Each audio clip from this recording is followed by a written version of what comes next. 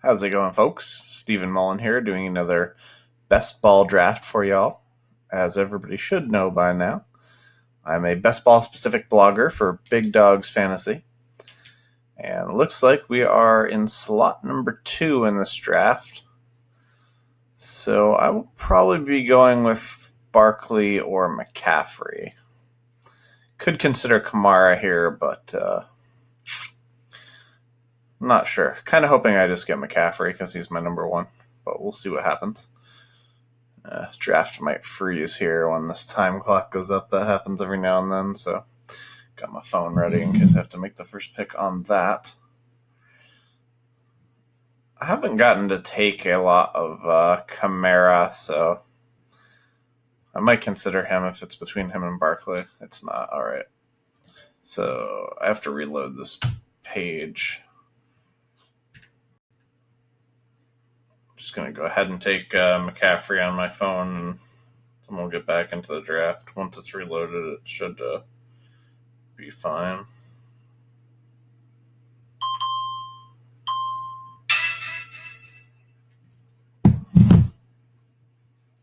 Sorry about that. So Barkley went first, and we took McCaffrey second.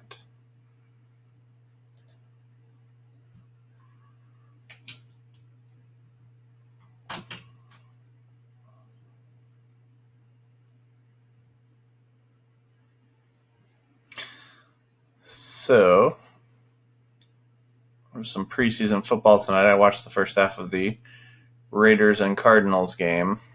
And, Cardinals defense looks about as atrocious as I thought it would.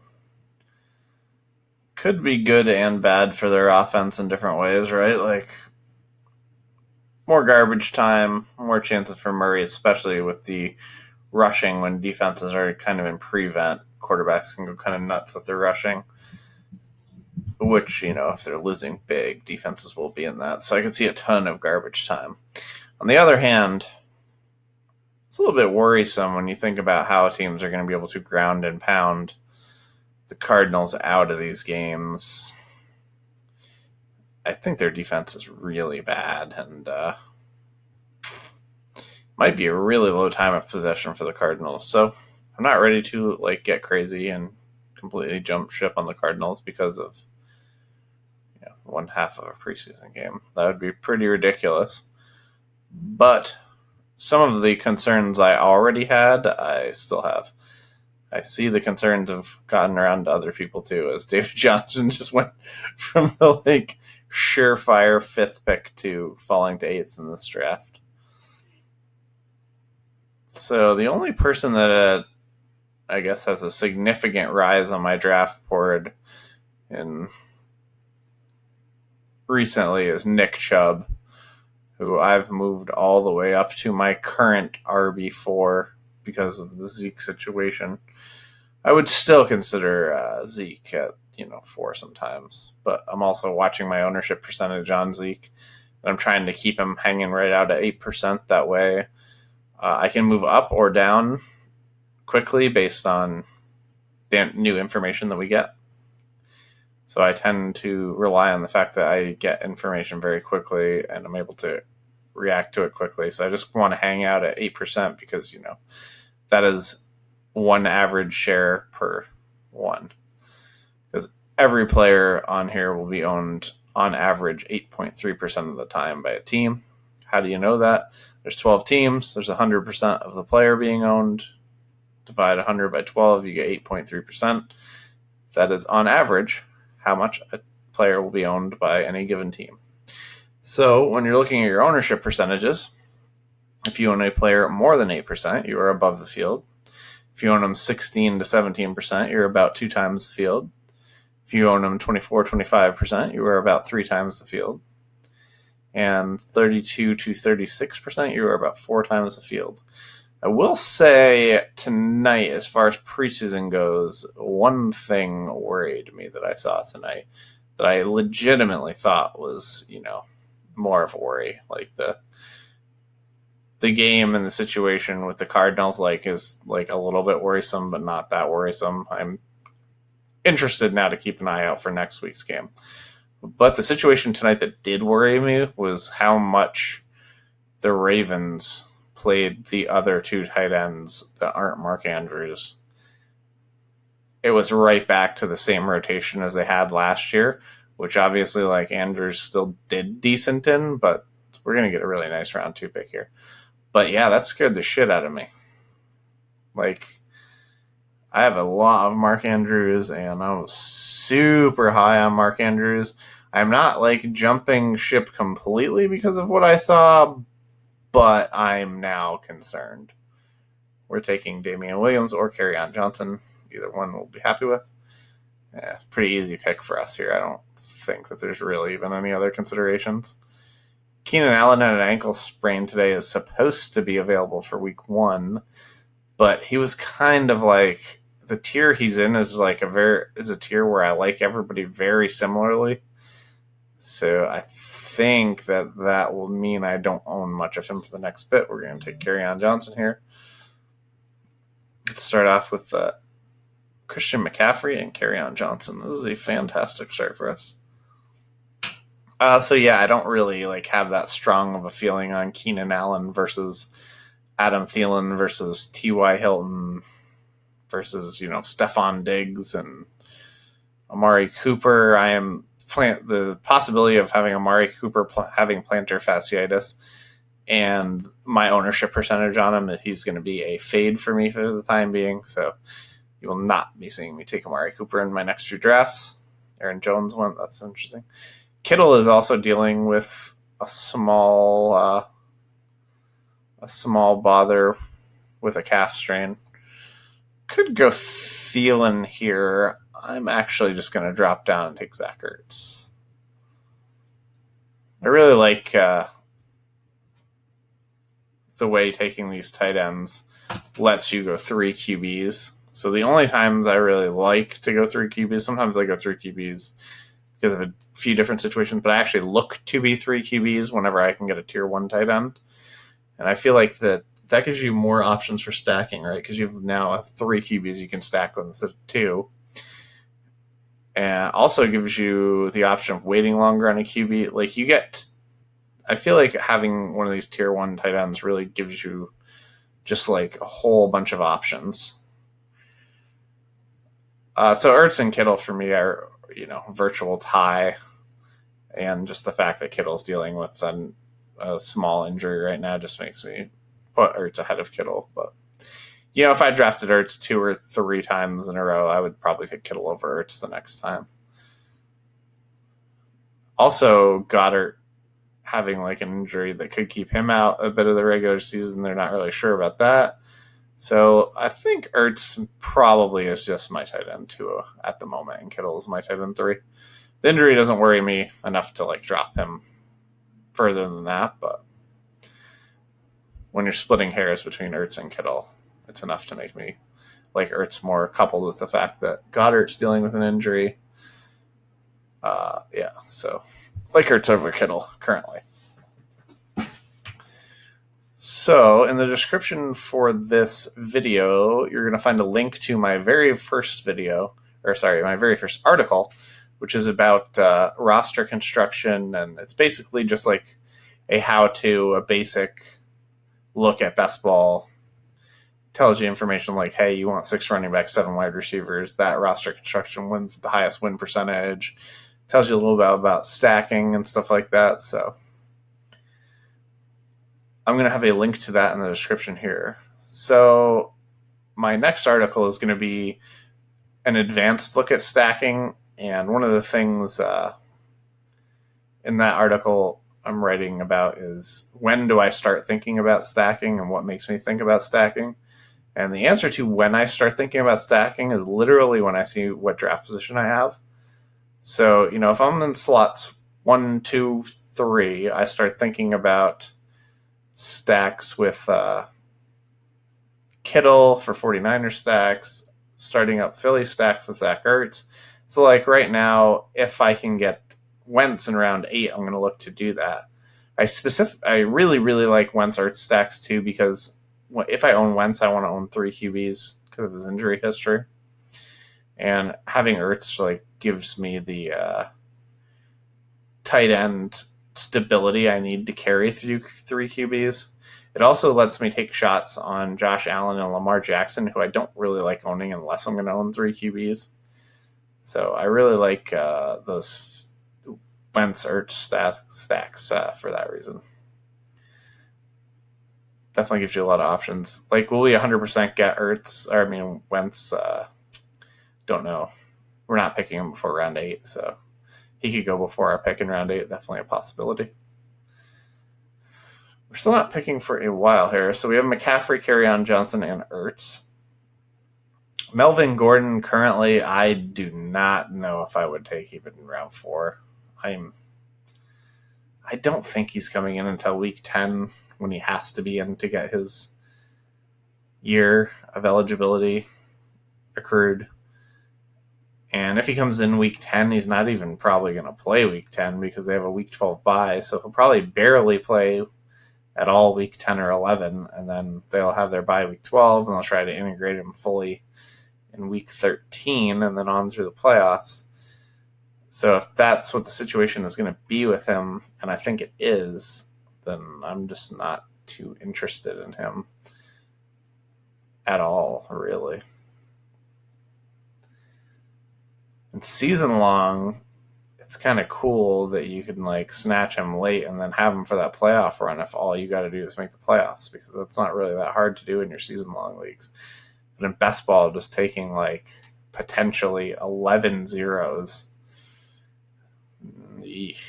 that's pretty horrible.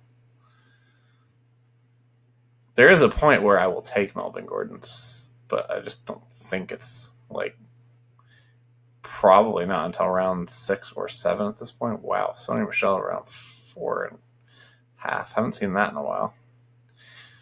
Derrick Henry in the walking boot, not interested. There goes Melvin Gordon at the 4.8. That guy will be getting huge value if Gordon returns before the season. I wouldn't hate taking, a couple shots on Gordon in round 4 like that if you can get your ownership level on him down far enough to do it. But I definitely don't want to have any more than 8% Melvin Gordon right now. Like, if you can at least get down to 8%, you're equal with the field. If you can get below 8%, then you can start taking some shots in these, rounds 4 and 5 on him. But like, if you're above 8%, I don't like just hammering, taking shots at value and praying that he comes back. Just seems too unlikely. This is an easy pick for us. We're going to take Kenny Golladay and not really look back. It's my favorite wide receiver on the board. So we actually have a tight end already because we took Ertz, so I'm not really looking at O.J. Howard. Be kind of more inclined to take another wide receiver than a running back.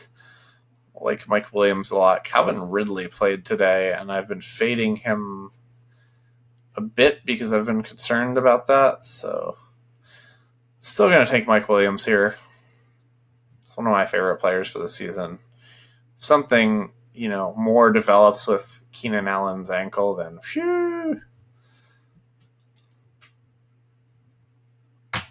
then Mike Williams probably wins leagues.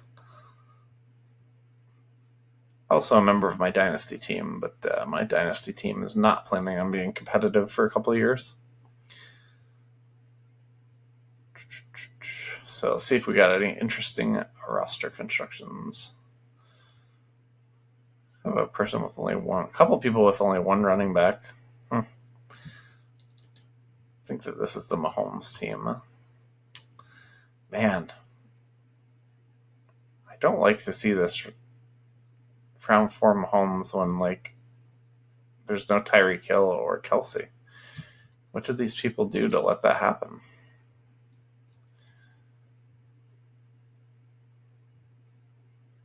This guy took Chris Carson in round 3. Huh. Weird. So this guy basically could have had, Mahomes and not Evan Ingram. Because all he had to do was take Mahomes in round 3. He easily could have still got Carson in round 4. And he would have had Mahomes, Gurley, Carson, Hill, which I think is infinitely better than what he has with Ingram there.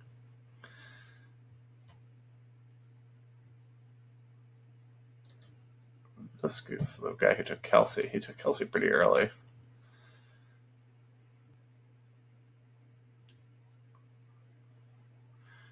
So he took Dalvin Cook.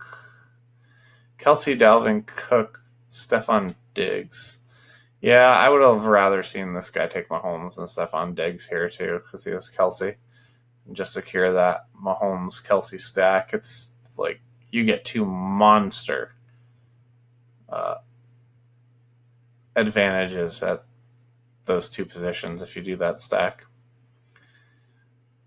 So I definitely think that would have been better than taking Diggs here. Like, imagine the same team just minus Diggs plus Pat Mahomes, and this team looks way better. That's not to say in a vacuum, like, I would probably take Diggs over Mahomes, but I would just never do it when I already have Kelsey. I would never do it when I already have Tyreek Hill. I will take Mahomes in round 3 when I have those guys, but I mean, round 4 is your optimal value, but I don't like passing it in round 3 because then you can get sniped by the person who has the other guy. Like, if you're the Kelsey guy, you can get sniped by the Tyreek guy. So I usually just take Mahomes in round 3 if I've taken Kelsey, like, if he's available. I think that is the correct strategy to take. Also depends on how many of these drafts you're doing. Like, I have over 200 of them now, so I'm very careful with my strategies that I'm following everything for percentages, because you really need to grind that out to beat the 10% rake on these games. So yeah, definitely the roster construction you want is 6 running backs, 7 wide receivers, 2 or 3 tight ends, 2 or 3 quarterbacks. And how you make that decision, is basically if I have a tier 1 quarterback, I'm more inclined to go with 3 tight ends. If I have a tier 1 tight end, I'm inclined to go 3 quarterbacks. Going 3 quarterbacks is not as bad. Like, people really just don't like doing it. They much prefer the safety of 3 tight ends, and 3 tight ends is safer. But 3 quarterbacks has a lot higher upside. So that's why the winning percentages between the two are very close. Like, they're within 1%. And yeah, so if I have a tier 1 tight end, I prefer to take the gamble on the 3 quarterbacks. Aaron Rodgers dealing with an injury. What's that about? That's not something I've heard about.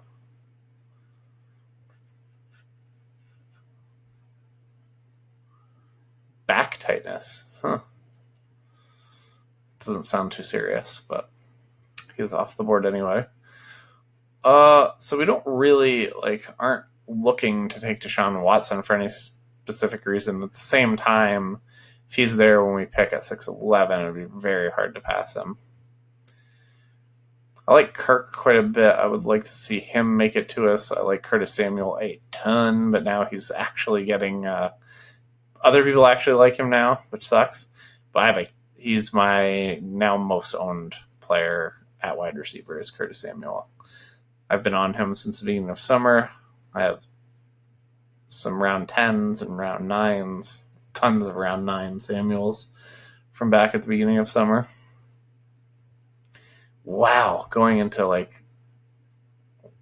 that's crazy.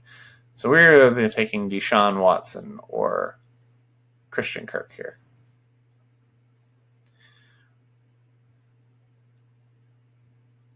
Could consider taking Allen Robinson just for ownership percentage over Kirk, but I don't think I'm going to do that. My Kirk ownership isn't high enough for me to care. It's brutal that guy timed out and took him.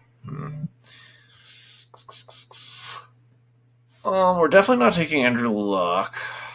I'm just going to go ahead and take Rashad Penny here. There's a bunch of wide receivers I feel kind of like the same about. Penny is by far the running back I like the most that's on the board. I like Penny over Miller. I like Penny over Murray, but Murray's close with him. I don't really care if I get Kirk or Fuller or whatever. Dante Pettis is a little bit off, so we would have taken Kirk with our last pick. So we got the running back we wanted and got Kirk, which is nice. I think anyone that watched the Cardinals game tonight is probably dropping all Cardinals too far. Their offensive line looked horrible, though. But still, they're going to have to throw the ball out. Their defense is an absolute abomination. Still going to have to put up a lot of points. They're still going to have garbage time. I mean, this is all pretty much what's expected from the Cardinals, with the exception of, they didn't run their actual air raid offense yet. They're keeping it secret, but I don't really know how good of a plan that is. It seems bad to me, actually. So, yeah, if you show your air raid offense at the preseason, you're going to have a pretty big disadvantage week one over if you don't, right? But how important is week one in the grand scheme of things to the Arizona Cardinals right now? Okay, you maybe beat the Lions or you don't beat the Lions, and maybe that makes a difference and maybe it doesn't. But you are giving away very important reps that this offense could be having in live game action that doesn't, count if they fail. I think that it's a pretty big mistake that they're making, actually. If I was the coach, I would just be like, we need to figure out our offense. We need to figure out what we're going to do and not be worried about teams trying to stop us. And, if we lose week one of 2019, it's not that big a deal because this is not a playoff team. There's no chance the Cardinals make the playoffs with that defense. I know there's some people out there on certain YouTube shows you watch and they're into the Cardinals making the playoffs. Cardinals ain't making the playoffs.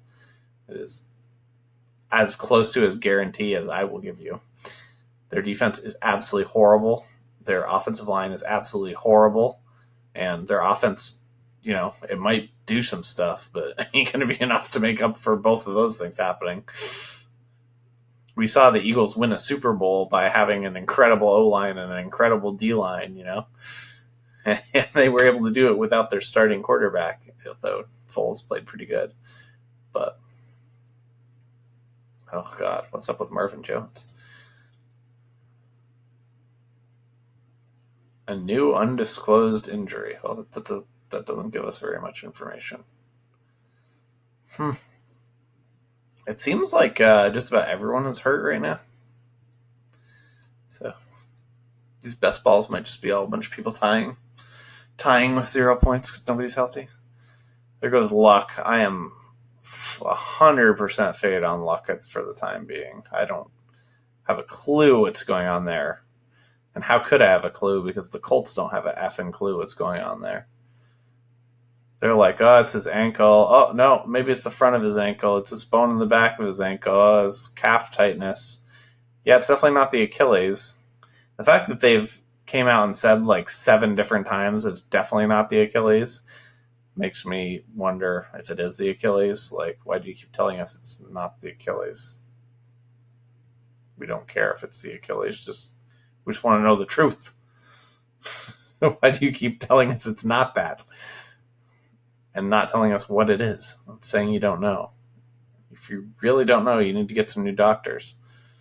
Kalen Ballage into round 8. I cannot condone that. I do like Kalen Ballage a lot. One of my most owned people.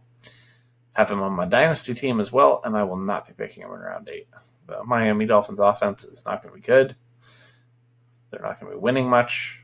Kenyon Drake will be back at some point, and Kenyon Drake will be the one getting the receiving work when they're getting trounced.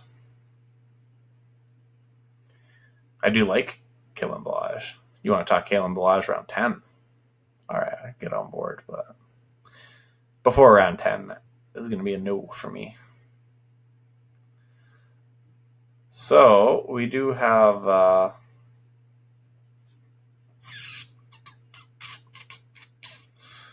Kyler Murray or Wentz available for stack options. If one of them should fall to us, I think we should take one of them. We have Mike Williams, Kenny Golladay, carry on. Really like our team through these rounds. Optimally for us, I would like to get Wentz, but if Wentz was to get picked and Kyler Murray was there, I would take Kyler Murray. I am not completely scared off by what one half of a preseason game. I think people are a little too extreme in both directions. There's people that are way too freaked out about one half of a preseason game, and there's also people that are making jokes mocking about how it doesn't matter at all. And like, yeah, it kind of does matter because we've seen that their defense is an absolutely pathetic pile, just like we expected it was, and that's going to affect time of possession. We've also seen that their O-line is just as horrific as we thought it would be. It's not like the O-line isn't blocking to not show stuff, right? Like they're not going to take a chance at Kyler Murray getting hurt so that they don't show something. The offensive line is out there competing as hard as they can, and they're getting their asses whipped from one end of the field to the other. So we're kind of 100% all in on taking Wentz here. I'm sort of crying if he gets taken. Don't know what I would pick if he goes. Just be really sad. Don't do it. This guy keeps timing out. I think he's going by pre-rankings or something. That would have been like so annoying because he timed out and took Deshaun Watson last time. So brutal if he timed out and took, quarterback we wanted again. So we've got our Wentz-Ertz stack. It's a nice way to start off there. The lineup's filling out pretty nicely. Going to take a look after our next pick and see if we have any weird lineup constructions going on. See if we got any people going 0 RB or what's going on with that. Darius guy's still not cleared to play. I still kind of like him about this spot in round 9. I am definitely having to fade Mark Andrews for a bit. There's no other quarterback I want. If it's between rolling the dice on Ronald Jones or Geis, I guess I would rather roll the dice on Geis. Yeah, this pick is definitely scary. But we're in round 9. And that's kind of where we're going to be. So the thing you keep seeing me write down is bye weeks. Keeping track of that because I do not carry more than 2 running backs or more than 2 wide receivers with the same bye week. So I have 2 week 12 wide receivers right now in Mike Williams and Christian Kirk. I will not be taking another week 12 wide receiver under any circumstance. I don't have any other conflicting bye weeks. For quarterback and tight end, I will only take up to 1 guy. So I took Wentz. He's a week 10 bye week, so I will not draft another quarterback with a week 10 bye week. Even if it means having to break tier to do it, I'll just wait around and pick somebody else. You just don't want quarterbacks and tight ends to have the same bye week. I know it's really hard to get into that frame of mind if you're coming from a season-long person because when I draft season-long, I don't give a crap. I don't even look at bye weeks. Maybe if I'm looking at a backup quarterback or backup tight end and it's close, then I might. But other than that, I don't even look. If I have a horrific bye week, then I'll just lose that week and have all my guys for the other weeks. I don't care.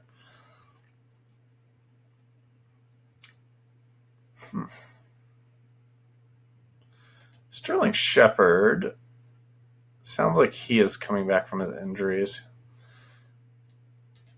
Should be ready for week 1. I haven't heard too much about Njoku's injury. He's dealing with a knee. Wonder how much Mark Andrews might start falling if other people get on to that news. Damian Harris dealing with a hand injury. He's kind of hopefully going to get knocked down a bit because I like taking a lot of him and a lot of Sony Michel. Man, doing these drafts now that there's so many injuries are just a lot different than they used to be. Devin Singletary is a guy I'm pretty high on, but that's not something we'll take soon.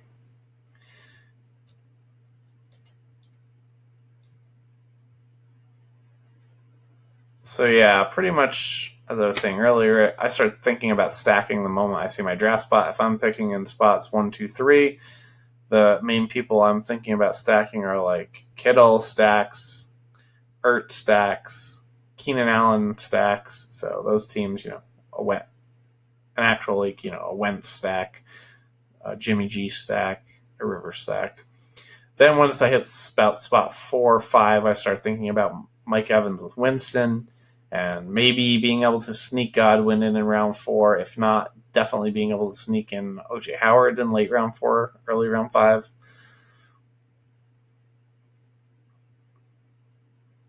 Then spots 5 and 6, I start thinking more about Hopkins with Deshaun Watson and Devontae Adams with Aaron Rodgers.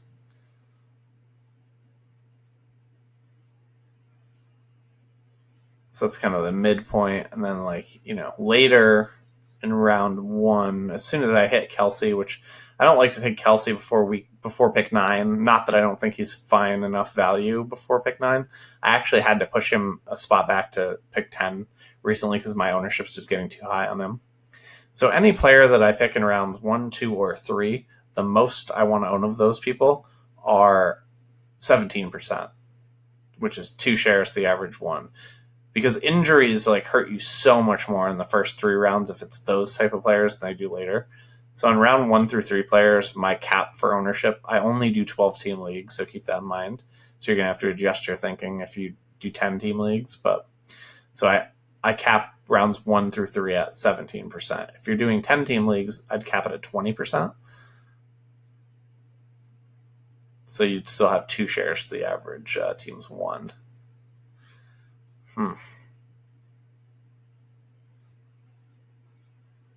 It's kind of getting to the point where I'd like to consider Kiki QT. 10-11. Damian Harris also. Very, very tempting.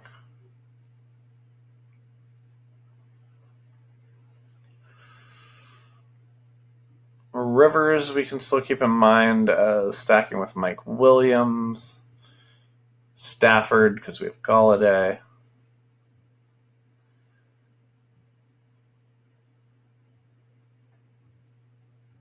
Could just grab Russell Wilson and try to get DK Metcalf.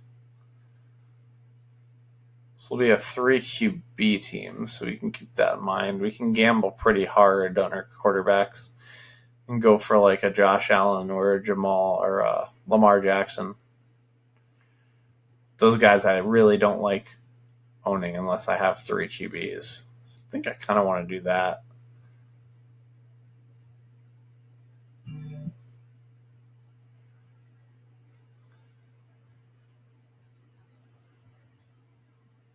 Considering reaching on Devin Singletary here. I think I want to do that. Yeah.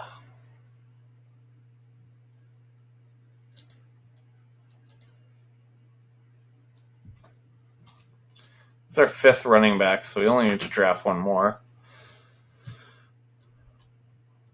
So I normally don't really like, reaching on a person that much above ADP, but there just isn't anything calling to me here.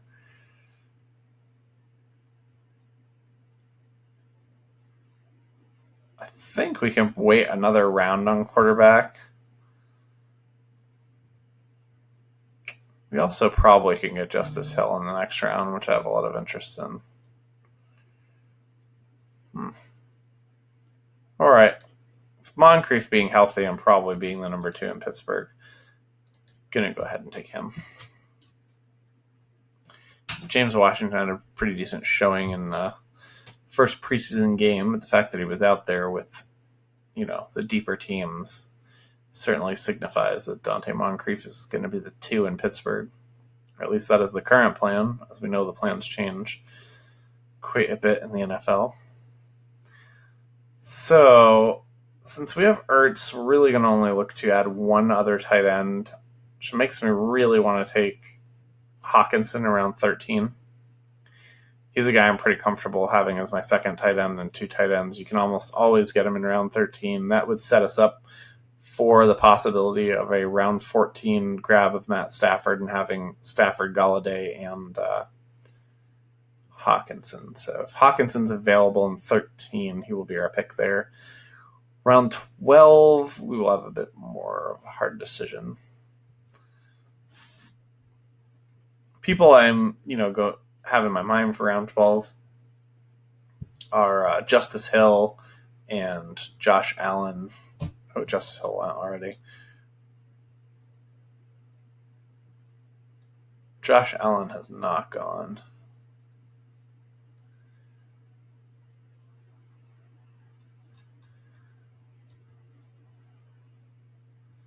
I don't hate, Metcalf or N'Keal Harry.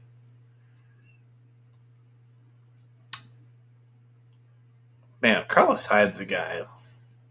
Here's a guy.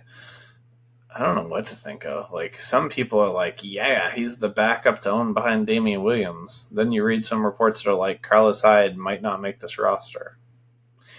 Those are two pretty conflicting things. Pretty interested to see what happens with the running backs in the Chiefs-Steelers preseason game. So we're going to actually get a glimpse into what's going on with the Chiefs backfield. Like, does Carlos Hyde play behind Darwin Thompson and Darrell Williams? You'd assume not, but if the beat writers that are out there saying Hyde might not make the team are right, then I kind of would expect him to not play the second set of series after Damian Williams was taken out.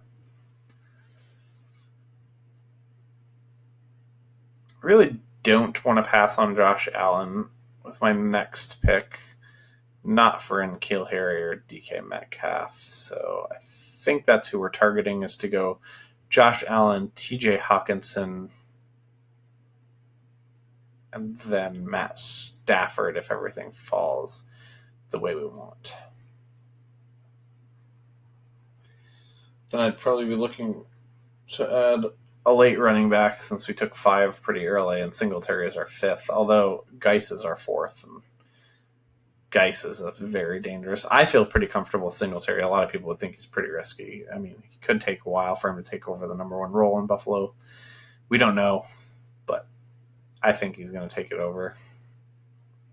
LaShawn McCoy is just useless at this point. He was so bad last year. He doesn't fit with their offense whatsoever. Their offense isn't geared for a finesse type runner. Bummer, Josh Allen did not make it to us. Well, we could grab Phillip Rivers still as our second QB to go with Mike Williams. So that's on the table. I also don't hate skipping QB for a sec to grab somebody like John Brown. I like John Brown a little bit more than Harry or Metcalf. I actually think Zay Jones is better than John Brown, but because of ADP, I don't necessarily think he's a better football player. I think he's a better fantasy player. I think he's going to see a lot more volume. John Brown has always been around a 100-target guy. Last year, Zay Jones led that team with only 102, but once Josh Allen was actually in rhythm, he was firing the ball to Zay Jones a ton. He had 9, 9, 6, 9, and 9 targets the last 5 games, 5 touchdowns. And in the first half of the first preseason game, he targeted him 5 times in 2 drives. So I don't think that you're going to see that change very much.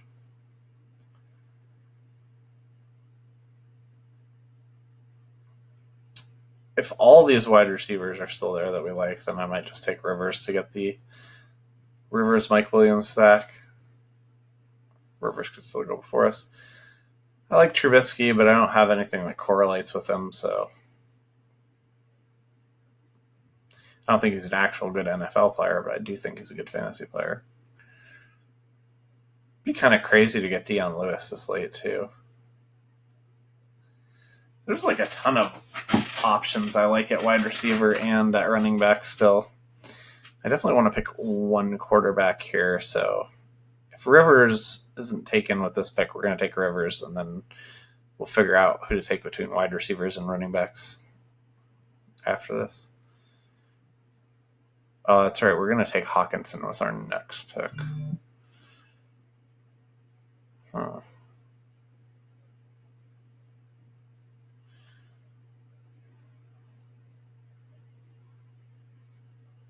Really like Dion Lewis this way. All right. We're going to let the Rivers Mike Williams stack go and really hope that we get the Stafford stack.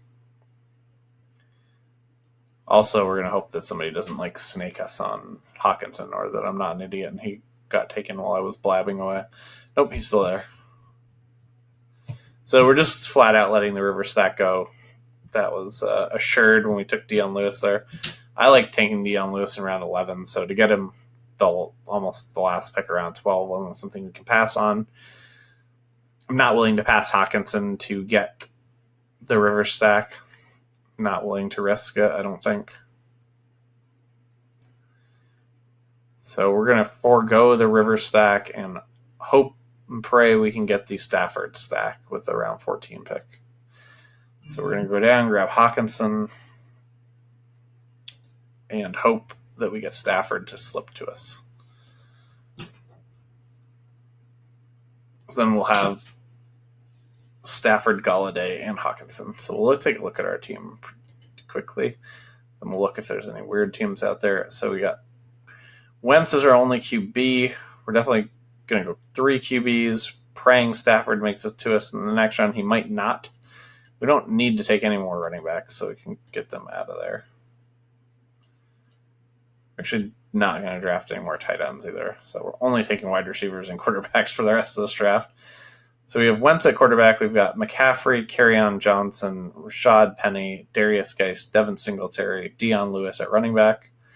We've got Golladay, Mike Williams, Christian Kirk, and Dante Moncrief at wide receiver. And we've got Ertz and Hawkinson. I think this team is absolutely fantastic.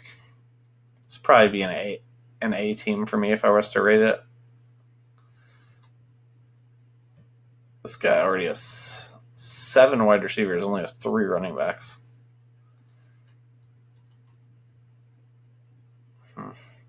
Wonder if he would have taken Dion Lewis if we didn't. Only has 3 running backs and 2 are by week 11, but that's a big deal. That's fine. It just matters how lucky he gets at the end. Jordan Reed is your only tight end, though. Hail to the no on that one. Not taking Jordan Reed on that horrific team with his injury problems as my number 1 tight end. It's going to be a hard pass for me. So I still kind of like buying Geis in like round 9. I don't know if I would buy him in round 8 anymore. I was kind of buying him in round 8. I'm only still at 8% despite buying a lot of him because I was never taking him when he was in round 5 or 6, like when we first started off these drafts. When I first started doing them, he was in round 5 and then round 6 and then round 7. And I still wasn't buying him. The moment he hit round 8, because of like the information starting to come out that he might not be healthy right away, I started to buy him in round 8 and 9. I still like buying him there as long as you're below 8%. So basically, you just want to be at 8%, but your 8% to be cheaper than what most people's was. So most people's, 8% or higher, most of them were buying him in round 5 or 6. So your 8% is actually better than theirs. There's going to be some players that the reverse is true for you. But any of those players that have like big time question marks where you're like, man, like Darius Geis could end up being awesome this year or terrible, and I have no real feeling which way it could go. I mean, the talent's there, the team's bad, the offensive line is actually okay. I sort of believe in Haskins, but like they don't really have receivers, so pretty much the range of outcomes for Geis is huge. So any player like that, I try to keep around 8%, right at the average.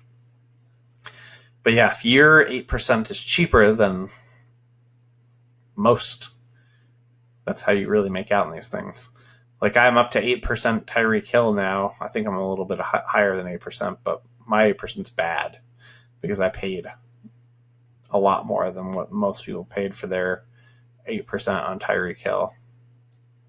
So I was not buying him at all at the beginning of these drafts. So I got none of the crazy value. Well, if Rivers falls back to us, I still think that we'd prefer Stafford. We could try to get them both. That might be a little greedy.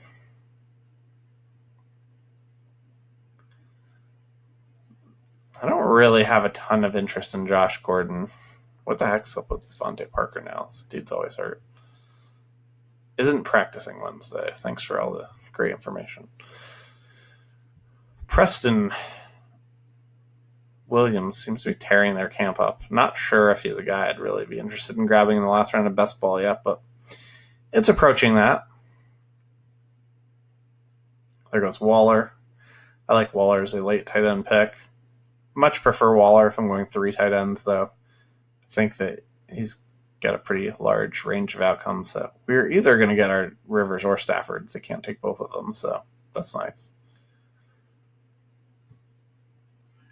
I think because I have Galladay and Hawkinson, I'm a little bit more inclined to pick Stafford. Although with Melvin Gordon possibly missing time, Rivers could really have to air it out. Well, I think that this person might make our choice for us, so yes. Now we do not have a choice to make. We just take Stafford and we're on our way. We need to take one more quarterback. We could do it this round. We could do it later. If we do it later, we're probably going to be looking at a Foles or a Mariota.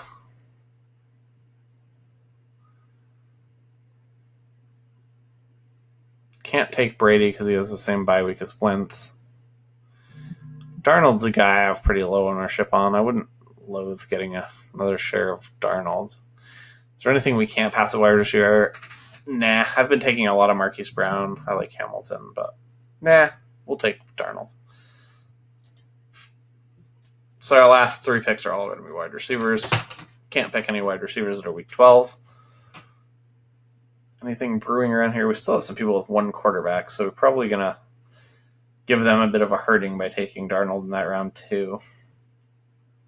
They're not going to have good choices to pick from, and some of these other people might want 3 quarterbacks, so they might start grabbing some. Is this the guy that had no? This guy has just Kyle Rudolph as a tight end. Eesh, dangerous. He's got some wide receivers though, huh? Thielen, Robert Woods, Mike Evans, Curtis Samuel, Cortland Sutton. He also has Cousins with Thielen and Rudolph, which is a nice little stack he's got going. He's got Garoppolo, but no one to go with him, although Debo you can get later. Jalen Hurd actually starting to get picked. I think he might actually be starting to get picked too high, which is hilarious coming from me for the last 2 months. Some people have seen a couple of videos where I've snatched him in round 18, but I was picking Jalen Hurd in round 18 here and there long before anyone knew that he pretty much existed. If you go back onto Big Dogs Fantasy, the site that I write articles for, there's a really old article I wrote from the summer about deep sleepers. It's on page 3 or 4.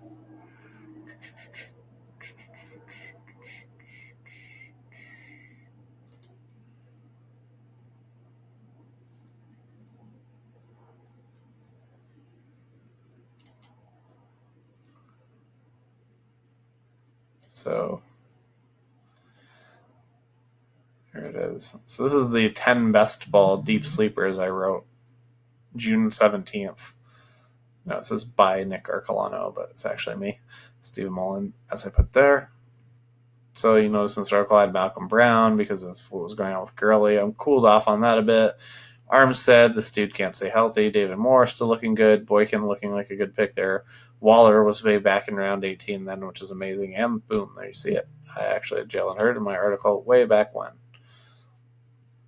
Mariota, not a true deep sleeper, but I just wanted to have at least one player of every position, and the only quarterbacks I would take late are basically Mariota or Foles. My man Disley that I'm still on, A.J. Brown, John Ross cooled off on some. Doesn't look like John Ross is going to be the number 2 wide receiver there. Even with what's going on. So it looks like Stanley Morgan's going to end up the 2 while A.J. Green is out. Marquis Brown went 15-11. That's a good pick. He actually went after Miles Boykin. That's kind of surprising. A lot of the reports coming out about Fant are that he's looking really good. He's a guy I need to get my ownership up on a bit. I'm not sure that I'm comfortable enough with him to have him be a part of a 2 tight end group, so he might be a guy I look to add some more of when I'm going 3 tight ends.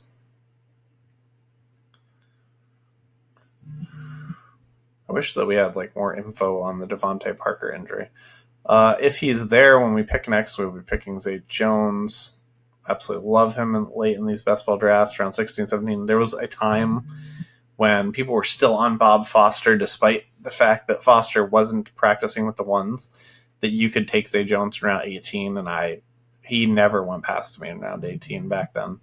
I didn't really start reaching for him and taking him at 17 because you just never had to. It was just nobody wanted him for, I don't know, 2.5 weeks of these drafts, and nobody wanted Zay Jones.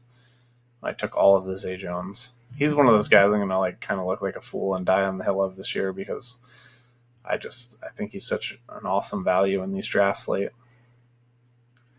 I still don't have a crazy ownership percentage of him. I think I'm only at 17%. Because everybody else, when I very first, started these, I wasn't really into him, but then I got more into him as I looked at more of the late season information about how he did with Allen. There's still a guy with 1 quarterback in this league. That's kind of funny. I wonder who that 1 quarterback is. Let's find out.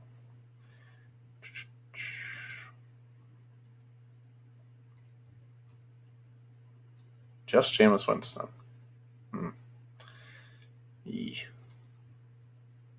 Not sure about that plan. This is definitely not the type of best ball is not a league where you can just wait forever on quarterbacks like you can in your seasonal league. You actually don't want to do that in best ball. The reason why that's such a sound strategy in seasonal leagues is you can use the waiver wire to pick up quarterbacks that have good matchups.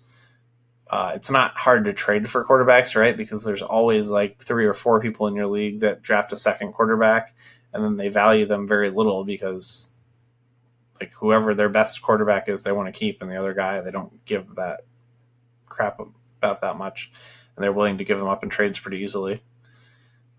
Please don't take Zay Jones. Please don't time out and do it. So Isabella going was nice for us because we couldn't have taken him because of week 12 bye. We cannot take any more players with a week 12 bye. So that one's kind of cool for us. Fortunately, with Darnold, there's just no Jets wide receivers we want at all. The only guy we would even have a chance of picking is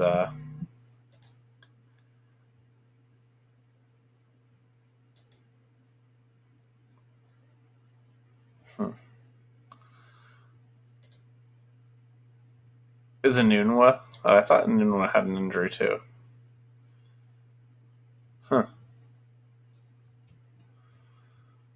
Seems like he is back from his injury. We're not going to be taking him anyway, but it's tough here.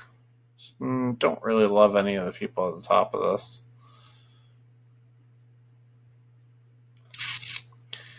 Could take a shot on Preston Williams. I don't think that that's what we want to do. I'm going to take David Moore.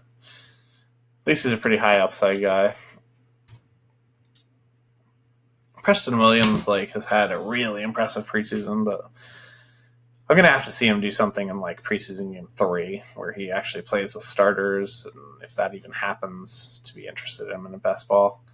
You can't get too crazy with these people in preseason because they're playing against deep players on the defense, so them doing well doesn't really say much.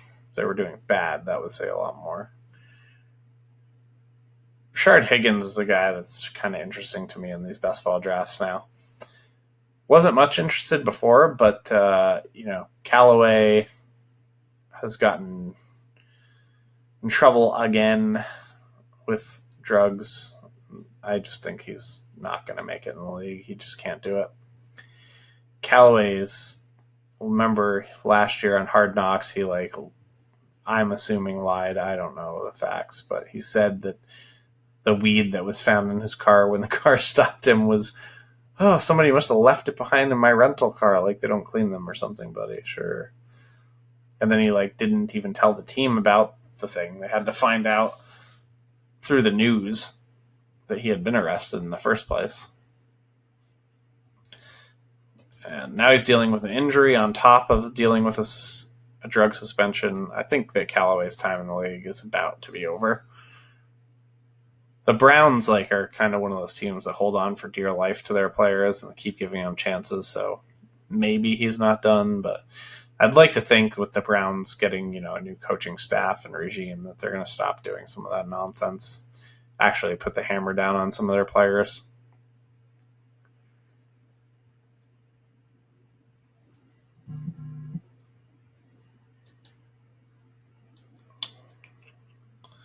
So we've got Wentz, Stafford, Darnold.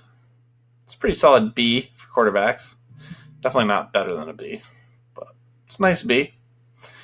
Got McCaffrey, Kerryon Johnson, Penny, Geis, Dion Lewis, Singletary. I think for me, our running backs are an A. That's definitely debatable because there's a bunch of people in here that people really feel strongly one way or the other. I like Penny a good amount. I think being the 1B is good enough work for him to be good enough to matter in best ball.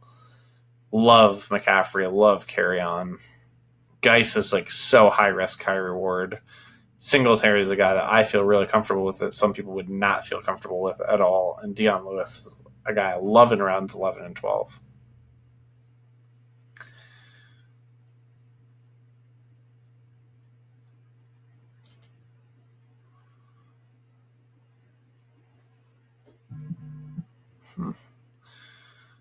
Sounds like McLaurin's going to start for Washington. I just don't know that I want anybody in Washington, really. I'll take me some guys here and there. Jordan Reed on a couple teams where I'm drafting 3 tight ends. Other than that, nah. Keyshawn Johnson played with the ones in Arizona today.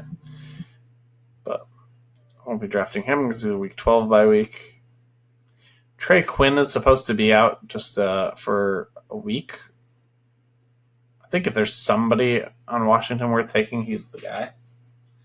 That slot should get peppered, especially when they're trying to come back in games. They're going 3 wide receivers a lot, and the defense is dropping back. Although their defense is pretty good, so they might not be getting just shellacked. But I expect them to lose a lot, obviously. So Arcega-Whiteside in the last round, you'd be kind of tempted to pair him right with Wentz, but I actually don't like that because I think the only way Arcega-Whiteside is hitting his ceiling is if there's enough injuries that it actually affects Wentz negatively. DJ Chark's a guy I really like in the last round. Probably going to choose one of Chark or Connolly.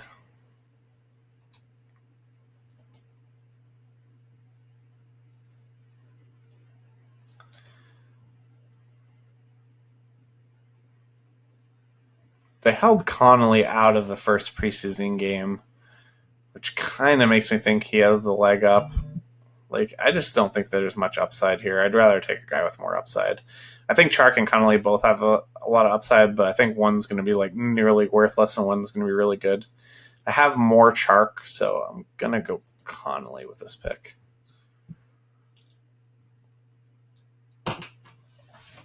So let's see how many people use the right roster construction. We'll wait for, by the time I get up to him, he'll have picked. So these bottom 2 teams should have 6 running backs. We know from breaking down the percentages that the best roster construction by a million is to have 6 running backs, 7 wide receivers, either 2 or 3 quarterbacks, and then either 2 or 3 tight ends. So neither of these teams have optimal roster construction. This team does. They do have optimal roster construction. Yeah. So he has optimal roster construction, but he has Matt Ryan and Nick Foles. That doesn't intrigue me too much. Definitely don't like having Nick Foles as my second quarterback if I'm only going to have 2. This man has 1 tight end, so he is fucked. No 2 ways about that. I guess since it's Hunter Henry, he's only taking a 0 week 12. So if Hunter Henry were to be completely healthy all year and go absolutely bananas, and not have like 2 or 3 bad weeks. Because even if this guy just has 2 or 3 bad weeks, he's going to start to really feel the pain. He also has 2 quarterbacks with bye week 6. So if something happens to Baker Mayfield, he's taking a 0 week 6. I don't think this team looks very good. I think that this team is. So this one tight end, as far as 4 or 1 tight end or quarterback, the winning percentages for teams with that was hilariously terrible. Like the highest of any of those win percentages was 2.5%. So you just don't ever want to take 1 tight end or 4 tight ends. You want only 2 or 3. You don't want 4 quarterbacks or 1 quarterback. You only want 2 or 3. Here's the 7-7-2-2 team. The reason why these teams, and the 6-8 here, the reason why these teams don't win at the same percentage as 6 running backs, 7 wide receivers is because you're taking on too much injury risk, right? So say, this team down here has 2 quarterbacks and 3 tight ends. The only thing they're worried about getting hurt is one of their quarterbacks. They can absorb 1 tight end injury, and it basically doesn't affect their team at all. A quarterback injury will affect their team because once you get down to 1 of any position, it starts to be bad because then you have to take all their crappy weeks on top of getting zeros if there's buys, and that adds up to be a bunch. So because this guy has 3 tight ends, he's not worried about a tight end getting hurt, right? But a quarterback getting hurt wrecks him.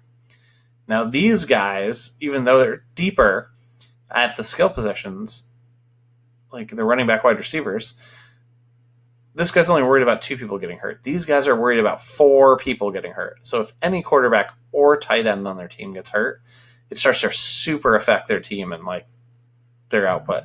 That's why the win percentage is so much better when you go 6 running backs, 7 wide receivers, and then 2-3 or 3-2, Because, instead of being worried about 2 people getting hurt, you're now worried about 4 people getting hurt. So you've increased your injury liability by 100%. You went from 2 to 4. That's a huge difference. Massive. So anyway, this team has good roster construction. This guy should, have 1 more wide receiver. This guy should have 1 more quarterback or tight end. So in this whole draft, how many people use the correct roster construction? 1. That's me. 2. No. 3. 4. Keep in mind, 4 teams cash in this. 4 teams use the right roster construction. Doesn't guarantee you a cash, but that's 4 teams that have a percentage advantage on everybody else. So let's break down my team and we'll finish up this video. So Wentz, Stafford, Darnold, B, Christian McCaffrey, Kerryon Johnson, Rashad Penny, Darius Geis, Devin Singletary, Dion Lewis. That's an A for me at the running back. Kenny Golladay, Mike Williams, Christian Kirk, Dante Moncrief, Zay Jones, David Moore, Chris Connolly. Only a B probably for wide receivers. I mean, there's things that can work out to make that group better than a B, but just on the draft alone, I have to give that a B. Can't give it any better than that. And then tight ends, anytime I have a tier 1 tight end plus another tight end that I actually like, I always give that an A. Detroit's saying that Jesse James may start week 1. I'm not too concerned about that. I don't think that will happen. We'll see. If by I'm just kind of all in on Hawkinson, so if that happens, that happens. I just can't see how they can keep him off the field. They're going to need him to win games, and Detroit needs to win games. Jesse James is not going to help them win games. Hawkinson's a better blocker. Hawkinson's a better pass catcher. Hawkinson's better pretty much everywhere. Maybe in the red zone, they could be close, but I think that Hawkinson's even better there. Well, if you watched this video, thank you, and good luck in your next draft.